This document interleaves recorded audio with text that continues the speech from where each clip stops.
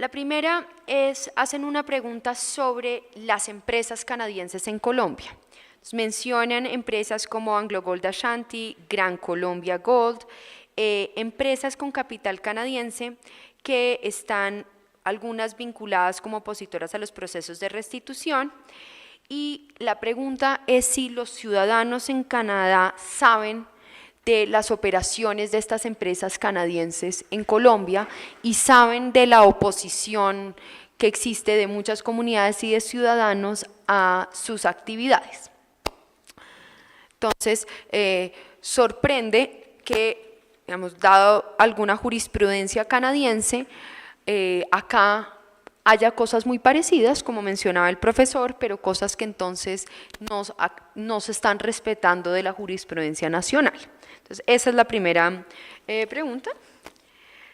La otra serie de preguntas apunta a sobre si en Canadá ha habido un retroceso en cuanto a la política de explotación petrolera. Si vemos ahora una explotación petrolera menos protectora, menos garantista, menos respetuosa de los derechos.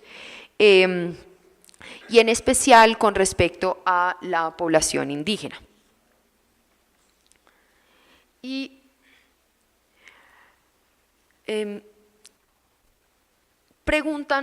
otras preguntas apuntan a si hay, aparte de las estrategias jurídicas, ¿qué otra gestión han venido realizando los indígenas canadienses para la protección de sus derechos? Y si les parece, abordamos estas tres primero y después pasamos a otras.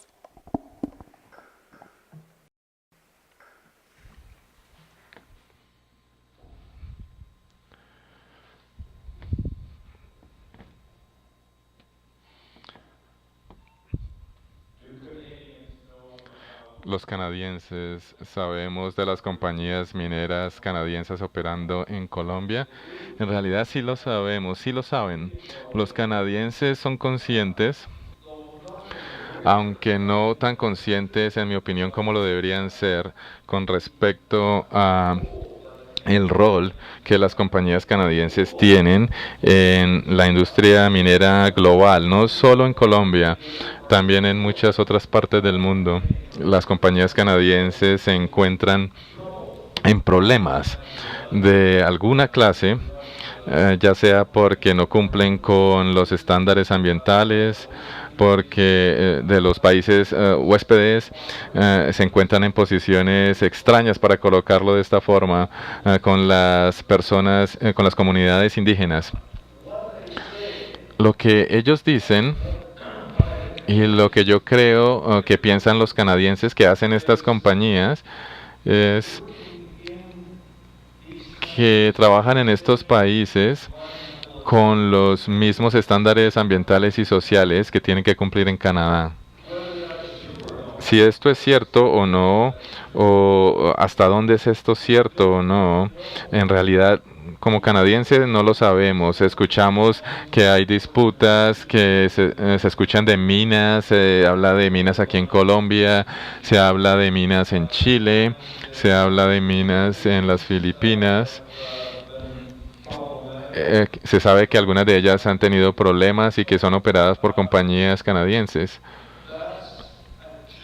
Pero entonces esa es una imagen general. Los ciudadanos saben, pero no estoy seguro que los ciudadanos canadienses sepan todo lo que deben saber de la industria minera canadiense como industria global y cómo opera en países como Colombia. Entonces, con respecto a la segunda pregunta, quizá ya lo haya contestado. La ley canadiense está retrocediendo, la política canadiense está retrocediendo, se está convirtiendo en algo menos protector. Yo creo que lo que intenté mostrar en mi presentación es que algunos avances se han hecho, pero los avances que se han logrado están impulsados más por las decisiones judiciales. basándonos en derechos constitucionales y no sobre iniciativas gubernamentales. No obstante, en algunas de las provincias, en Alberta, por ejemplo, en Colombia Británica, esas provincias durante los últimos años, ellos han implementado políticas de consultas aborígenes. Se desarrolla todo esto en consulta con los grupos aborígenes. Todo lo relacionado con desarrollo de recursos. Entonces, algo de esto está ocurriendo. Pero existe un cambio ahora,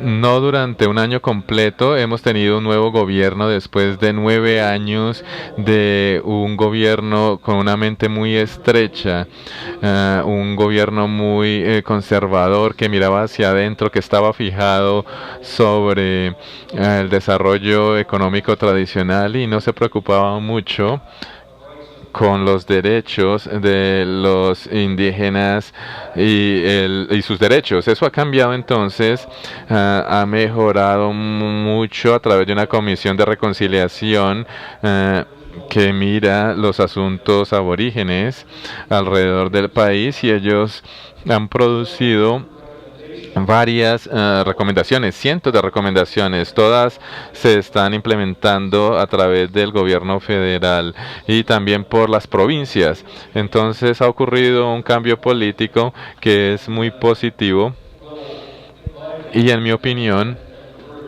al menos va a prevenir que Canadá regrese aún más, retroceda aún más en cuanto a estos asuntos. La tercera pregunta, ¿hasta dónde protegemos nuestros derechos? ¿Estás hablando de los derechos adicionales a los derechos indígenas?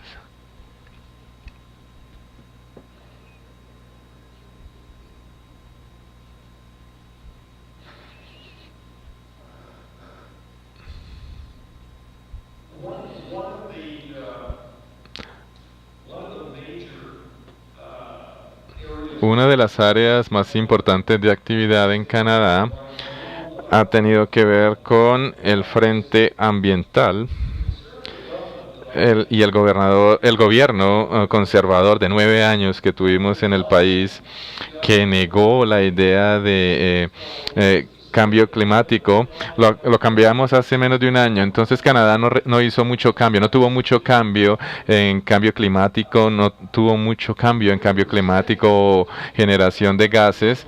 La generación de electricidad viene de esta industria. Las fotografías que les mostré viene de Alberta del Norte. Durante ese tiempo, las provincias más grandes en Canadá, incluyendo Alberta, en donde tenemos arenas bitúnicas, ya en esos lugares se han generado nuevas políticas de gases de invernadero. Se están implementando impuestos sobre el carbono, se colocan impuestos sobre el carbono de una forma u otra. Muchas provincias están haciendo esto, están avanzando en esto. Hay un gran debate sobre esto. Se quiere saber si estas metodologías son incompatibles, si debemos trabajar juntos como nación en una política o no. Pero entonces ese es un ejemplo.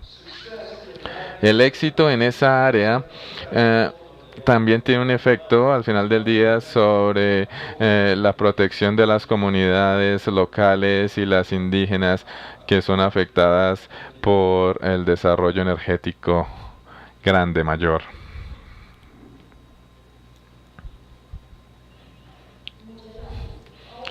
So thank you very much. Now I have some questions for all panel members. Y la primera es, ¿qué características qué características debe tener un proyecto, digamos en el Chocó específicamente, de lo que tú has podido estudiar en el país, aprovechando la experiencia de Canadá? ¿Qué características debe tener un proyecto para que sea sostenible y acorde con un proceso de transición hacia la paz?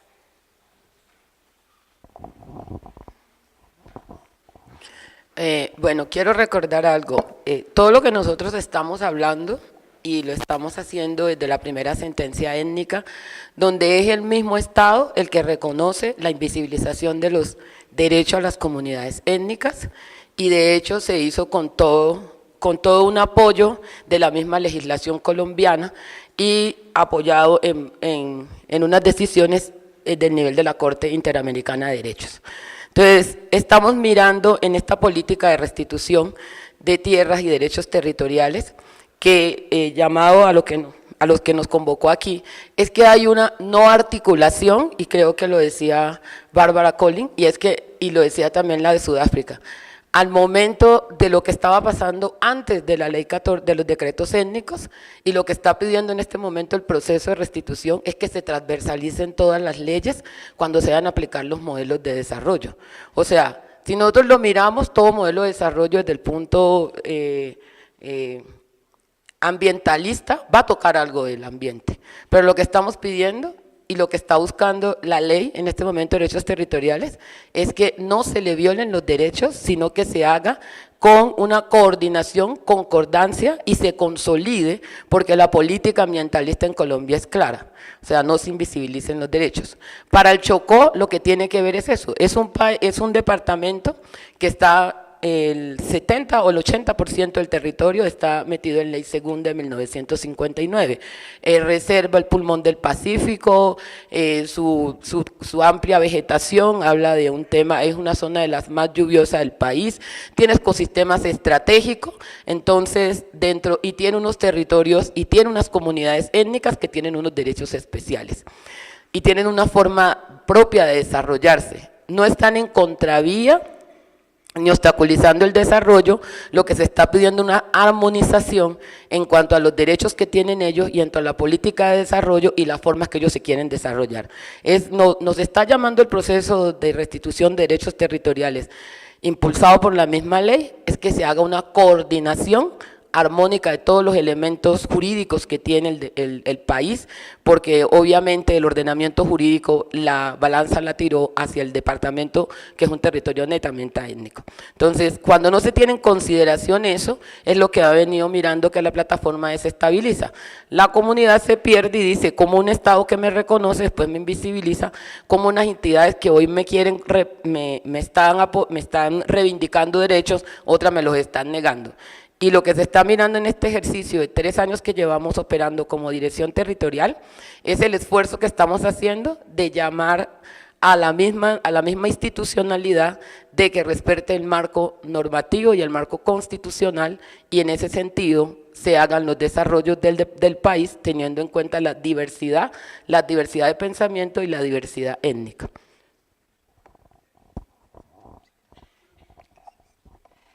Bueno, digamos que en el marco de la restitución de tierras hay una gran problemática ahí, es que estos proyectos productivos, este incentivo que se le da a las víctimas que retornan a sus hogares, tienen que estar asociados también a un modelo de enfoque territorial basado en un modelo ancla que especializa un sistema productivo, de acuerdo como a especificaciones que se hagan, que de hecho las está haciendo la Unidad de Planeación Rural Agropecuaria, pero que muchas veces va en contravía de propuestas autónomas que hace mucho tiempo están construyendo las comunidades. Entonces, no hay una tecnología ideal, porque ese modelo de desarrollo sostenible tiene que ver mucho con las condiciones particulares que tiene cada territorio, pero creo que hay como elementos, como la administración colectiva de los bienes comunes, que eso es algo que han peleado muchísimo las comunidades del campo. También está que sea biodiverso, que la matriz sea agroecológica también, tiene mucho que ver con las pautas que a nivel nacional se han propuesto desde la Cumbre Agraria, Campesina, Étnica y Popular, que es como una instancia de articulación bastante grande, pero a nivel internacional en espacios como la Vía Campesina, que ha propuesto, ha problematizado el tema de la seguridad alimentaria, la soberanía alimentaria, pero proponiendo, dando como pistas sobre cómo cada país o cada territorio puede abordar ese desarrollo sostenible y ponerlo a andar de acuerdo como a los procesos que se lleven ahí. Entonces creería que es básicamente reconociendo lo que ya se está construyendo desde cada territorio, lo que nos puede dar esas pistas para ese proyecto sostenible, sostenible desde la contradicción que hay con la apropiación de esos bienes comunes.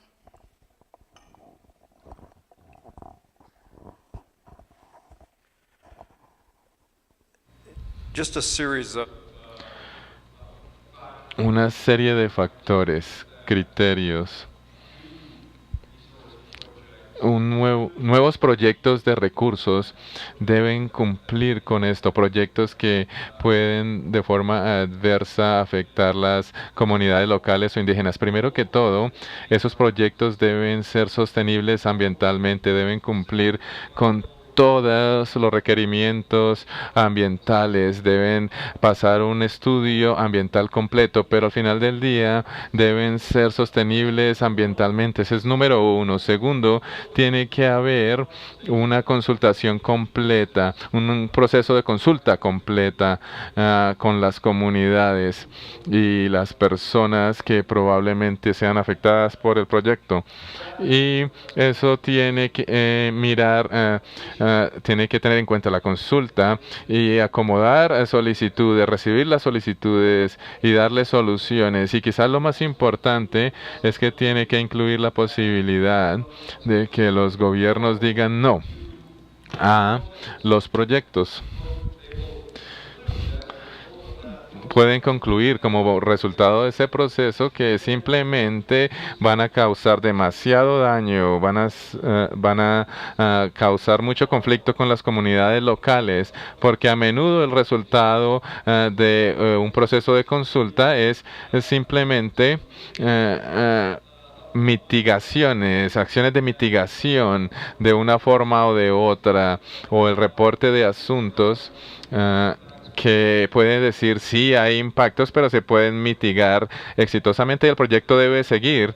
Y en realidad es que los efectos o los impactos pueden ser mucho más dañinos que lo que el reporte sugiere. Entonces, algunos proyectos no deberían continuar y como parte del proyecto deberíamos incluir esa posibilidad.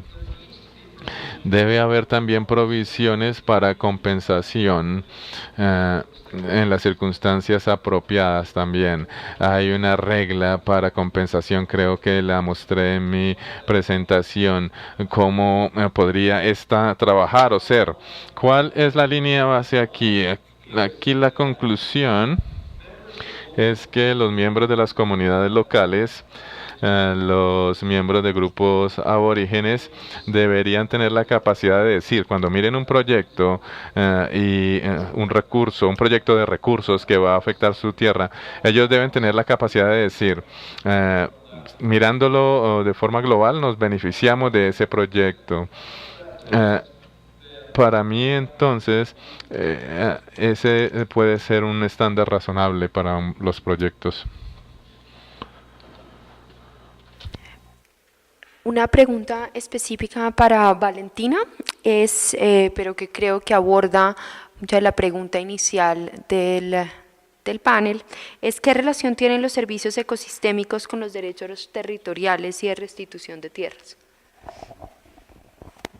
Bueno, según lo que he visto, muchas comunidades, a pesar de que entienden la contradicción que existe con la apropiación de esos servicios ecosistémicos por parte del capitalismo verde, que básicamente es como en regiones donde no se contamina, entonces se paga para eso, pero en otras regiones se sigue manteniendo esa matriz minera energética que tanto daño pues sigue haciendo.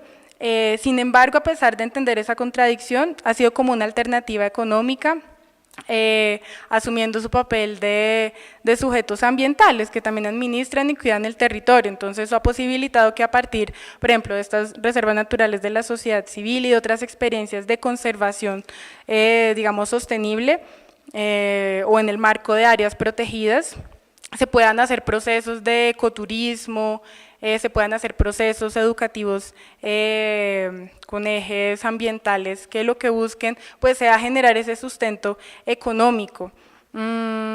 Claro que no sería lo ideal porque de fondo está esa contradicción y de fondo también está como ese papel que también ejercen muchas organizaciones ambientalistas que ha derivado en bioprospección, biopiratería y bueno, otro montón de problemáticas, pero lo que las comunidades, y por lo menos he visto que han hecho, especialmente en estas áreas de protegidas, ha sido hacer uso de esos recursos, hacer uso de esos servicios ecosistémicos. Para el profesor Lucas, una pregunta de aclaración y otra pregunta adicional. La pregunta de aclaración es sobre, finalmente, si hoy, creo que es una pregunta que junta el primer caso y el segundo, o sea, la primera foto y la segunda foto, y es si hoy en día el subsuelo o los minerales del subsuelo son propiedad del dueño privado o son del Estado. Y la segunda es si la resistencia que estamos viendo en Canadá es principalmente de los indígenas o de las llamadas primeras naciones, o si hay otras clases sociales y grupos sociales que también se han unido, y qué tan común es la resistencia de los otros grupos sociales y cómo se ha manifestado.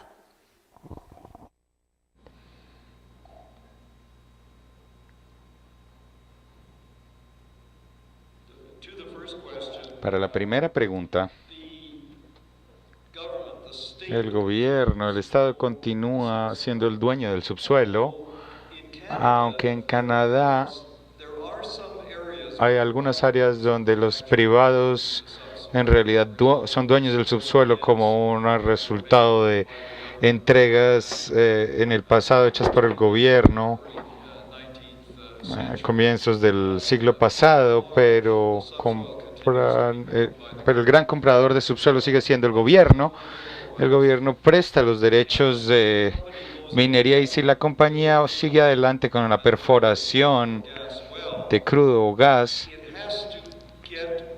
tiene que conseguir un permiso del dueño de la superficie por el cual debe pagar y entrar en un contrato de arrendamiento de la superficie, contrato legal con el dueño. ¿Qué pasa si no hay un acuerdo? Si no hay un acuerdo, la ley que mencioné proporciona como referencia un tribunal de arbitramiento. Es como una corte minera que decide sobre la compensación si hay evidencias sobre el valor de lo que se ha propuesto y el costo y el daño que puede causarse para causar una compensación. Así funciona el proceso. En Canadá no es solamente para los indígenas en relación con el desarrollo de los recursos, también es residentes de pequeñas comunidades y hay un número de ejemplos de pequeñas comunidades que han sido afectadas por el desarrollo de recursos, esto ya sea no comunidades indígenas o comunidades mestizas o mezcladas, y hay ciertos problemas de ese tipo en el país, pero la gran mayoría del debate que se ha suscitado sobre la consulta y la acomodación, pero tienden a tomar lugar en un nivel provincial, porque como mencioné, son las provincias las que son dueñas de los recursos naturales, así que son recursos provinciales y son agencias provinciales y leyes provinciales las que gobiernan en esas situaciones. Ha habido un número de comunidades que han sido afectadas por la operación de las instalaciones de crudo y gas, la minería o las emisiones que causan problemas de salud, problemas de ese talante, y el gobierno federal, también como un número de provincias, en mi opinión al menos, han estado mirando estos asuntos con más cuidado de lo que hacían antes en el pasado y en algunos casos al menos imponiendo requisitos más rigurosos, pero son los tribus indígenas las que empujan los problemas más grandes en Canadá. Y debería mencionar que hay más o menos 600 tribus indígenas en Canadá. Todas diferentes, todos hablan diferentes dialectos, todos viven en diferentes lugares. Entonces usted no puede pensar en las tribus indígenas. Ese es el caso de Colombia. No pueden pensar que son solo un grupo, son naciones separadas.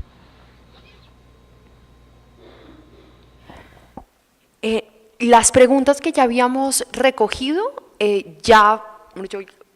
o por lo menos las que me hicieron llegar, ya las abordamos. Tenemos todavía unos 15 minutos, entonces me gustaría devolver la pregunta al público. Si hay algo que quieran agregar o algo más que quieran preguntar, solo les pido que sean preguntas y no intervenciones. Entonces, si quedó algo no resuelto, aclaro que el profesor Darío Fajardo no está, entonces que por eso esas no las hago, porque eran muy específicas sobre el conflicto colombiano.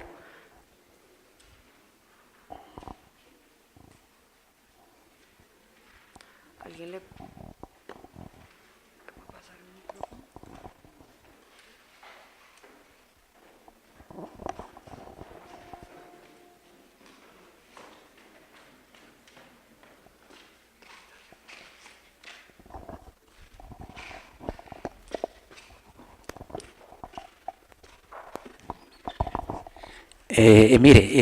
Con todo respeto, el nombre mío es Hermano Ondoño, pertenezco a la Mesa Nacional de Víctimas de la Violencia y habida cuenta de que nadie hace una pregunta, yo quisiera solo hacer unas confirmaciones de las extraordinarias charlas que ha dado la señora del Chocó y la señora que ha hablado sobre la resistencia indígena de las poblaciones. Mire, yo en este momento soy una persona beneficiaria de una reparación colectiva en una tierra que perdimos con los paramilitares hace 25 años, el predio El Levante, de 600 hectáreas y que era una finca de Mancuso y que hasta ahora, mediante la acción directa de un juez en segunda instancia, falló a nuestro favor porque el primero falló a favor de los paramilitares argumentando de que los victimarios no nos habían reconocido como víctimas.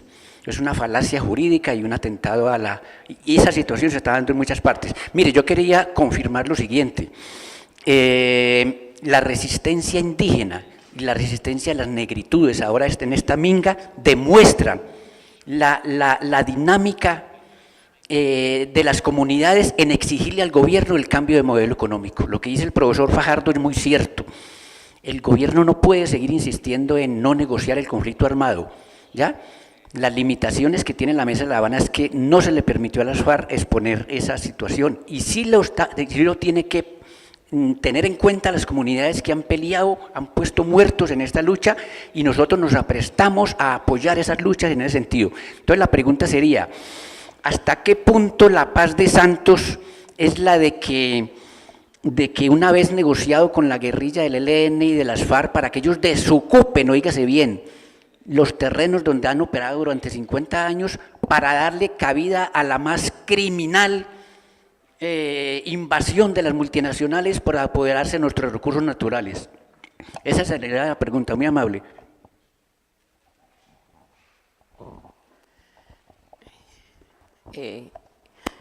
Dentro de las cosas que está revisando, y por eso decimos la armonización de la política pública se está dando con este proceso de restitución, porque no se pueden invisibilizar los derechos ambientales que ya se tienen, ni los derechos que tienen las comunidades étnicas. El modelo, y como lo hemos demostrado en la primera sentencia, se revisó el tema de la invasión, como lo dice usted, de la política que se está avanzando por megaproyectos, pero se está revisando la pertinencia en qué territorios no se está violando y se puede avanzar, y en qué territorios se estarían violando para que se revise y se concerte y se consolide. O sea, también tenemos que desdibujar el tema de que es una política criminal, por Dios, porque en algunos sentidos se ha desdibujado el avance de la política. Tengamos en cuenta de que este es otro momento donde en el tema de la política, en los diálogos de La Habana, se están revisando también las voces de las víctimas. La semana entrante, o sobre esta semana, están yendo las comunidades étnicas. Y lo mismo estamos diciendo que no se está quitando el territorio, porque tengamos en cuenta que los actores al margen de la ley también están haciendo mucho daño, permitiendo acciones que están degradando el medio ambiente por un tema de una sostenibilidad económica del conflicto. Entonces tendríamos que revisar dos puntos allí. Hasta dónde estamos avanzando en una política de construcción y transformadora de paz, donde todos nos estamos escuchando y lo que estamos buscando es el camino a un ejercicio de desarrollo donde no se invisibilicen los derechos a nadie. Y hasta dónde la fuerza al margen de la ley será consecuente con un proyecto de destrucción del medio ambiente simplemente por una sostenibilidad de la guerra. Para el Chocó, por lo menos, los cultivos de coca, las cocinas que hay allá, han destruido toda la biodiversidad del bosque primario. Los ríos en este momento que están siendo contaminados, sedimentados y afectando a la mayoría de la población, ha sido por un tema de que todo el eje del atrato se está aprovechando con recursos, con la minería ilegal, pero está soportada con los actores al margen de la ley, porque para nadie es un secreto que una retroexcavadora no va a entrar a un departamento donde está transversalizado por tantos actores armados y no le va a pagar un peso. O sea, es una subsidiariedad de un modelo que ellos quieren que permanezca para poder seguir deteriorando el medio ambiente, y eso es lo que en este momento la resistencia étnica del Chocó está diciendo. Aplaudimos los diálogos porque nos están generando un tema de tranquilidad en cuanto al estar en el territorio. Lo decía la compañera, en el tema ecoturístico el Chocó sería la mejor estrategia y ventana de ecoturismo para el país. ¿Pero por qué no lo es? Porque no hay una tranquilidad en el país, en el departamento. El departamento vive constantemente en zozobra, arrinconadas las personas donde están confinadas y están con una inseguridad alimentaria de un alto grado. O sea, para el departamento los diálogos de paz es el mejor ejercicio que le está pasando, porque en este momento al menos hay una relativa tranquilidad, hay un ejercicio y recuperación. Ahora, con el tema de las multinacionales, ahí sí es otro punto que se está discutiendo, porque si bien se requiere el desarrollo, se tiene que requerir con la no invisibilización de los derechos, sino con el respeto de los derechos territoriales que ya fueron concebidos mediante la ley de 1991. Bien, yo tendría por decir que hay agendas paralelas a la mesa de conversación entre las FARC y el gobierno.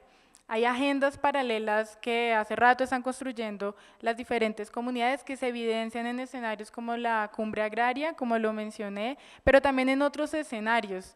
Entonces, me parece que allí hay muchas respuestas sobre cómo se podría llenar esos vacíos, muchos vacíos que dejan esos diálogos, pero que han constituido también avances significativos, porque todo el movimiento social creo que unánimemente apoya, digamos, esos acuerdos, apoya ese escenario de posacuerdos, apoya esos cambios, esa reconfiguración territorial que puede dar avance a otros escenarios, entendiendo la contradicción principal que está asociada a la guerra.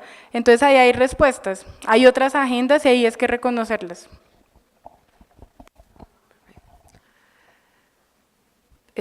Quiero saber si hay tiempo para una última pregunta. Bueno, entonces siendo así, quiero agradecer a los 4 panelistas, bueno, a 3 que nos quedan en este momento. 3 que tenemos un acompañante que… 3 que nos quedan en este momento. Muchas gracias por las perspectivas internacionales, por mostrar tanto casos donde pueden ser exitosos, casos de otros tipos de resistencia, problemáticas locales en un departamento como el Chocó, problemáticas y soluciones en diversas partes del país. Con eso concluimos el panel de hoy. Muchísimas gracias. Y mañana están invitados a partir de las 8 de la mañana.